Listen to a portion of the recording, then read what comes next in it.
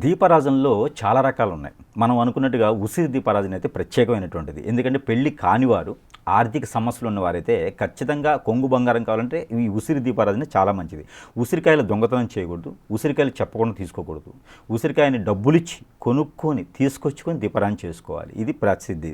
ఈ ఉసిరి దీపారాజన కూడా ఎలా చేయాలంటే ఉసిరికాయలు తీసుకొచ్చుకొని ముందు మన ఇంట్లో పూజ మందిరంలో పూజించుకోవాలి. ఆ ఉసిరికాయలు తీసుకెళ్ళి ఆలయాల్లో దీపారాజన చేయాలి. లేకపోతే ఆ బయటకు ఉన్నటువంటి లక్ష్మీ అమ్మవారు బయటే అక్కడే ఉండిపోతుంది, ఆలయాల్లో ఉండిపోతుంది. మనం ఖాళీ దండం పెట్టుకుని వచ్చేస్తాం చూసుకొని.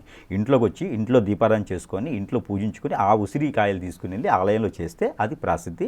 మనం అనుకున్నటువంటి దోషాలన్నీ పోతాయి. డబ్బు అనేది కానీ పెళ్ళి అనేది కానీ త్వరగా అవుతుంది, దోషాలన్నీ కూడా పటాపంచలేకపోతాయి. ఇకపోతే నిమ్మ దీపారాజన ఉంటుంది. నిమ్మ తొలల మీదకు అట్లా చేస్తారు దీపారాజన. ఇది దేనికి చేస్తారంటే కనుక మన హార్మోన్స్ ఇంబ్యాలెన్స్ కోసం, ఆరోగ్య సమస్యలు ఏమైనా వస్తే కూడా నిమ్మ దీపారాజన చాలా మంచిది.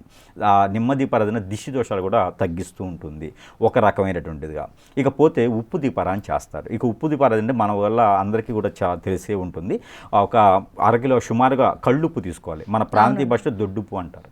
ఆ ఉప్పు తీసుకొని మన ఫ్లోర్ మీద పోసుకోవాలి. ఆలయాలైనా ఇంట్లో అయినా చేసుకోవచ్చు. దానిపైన ఒక ఫ్లోర్ మీద ఒక అరకిలో ఉప్పు పోసుకొని దానిపైన ఒక పిడత పెట్టుకోవాలి మట్టిది. దానిపైన కూడా ఉప్పు పోయాలి, ఒక పావు కిలో సుమారుగా. దానిపైన పిడత పెట్టి 2 ఒత్తులు లేదా 4 ఒత్తులు వేసి ఆవు నెయ్యితో కానీ లేదా నువ్వుల నూనెతో, కొబ్బరి నూనెతో అయినా దీపారాధన చేసుకోవచ్చు. అది కొండెక్కిన తర్వాత ఈ ఉప్పు, మొదటిగా పోసినటువంటి ఉప్పు ఏదైతే ఉందో ఫ్లోర్ మీద, అదేమో పంట పొలాలకి, మన ఇంటికి ఏదైనా దిష్టి దోషం ఉన్నా, ఏదైనా నెగిటివిటీ ఉన్నా, పిల్లల్లో నెగిటివిటీ ఉన్నా కూడా అది దిష్టి తీసి పడేయడానికి పనికి వస్తుంది ఆ ఉప్పు అయితే కనుక. ఇక రెండో దానికి ఉంది కదా, అది లక్ష్మితో సమానం.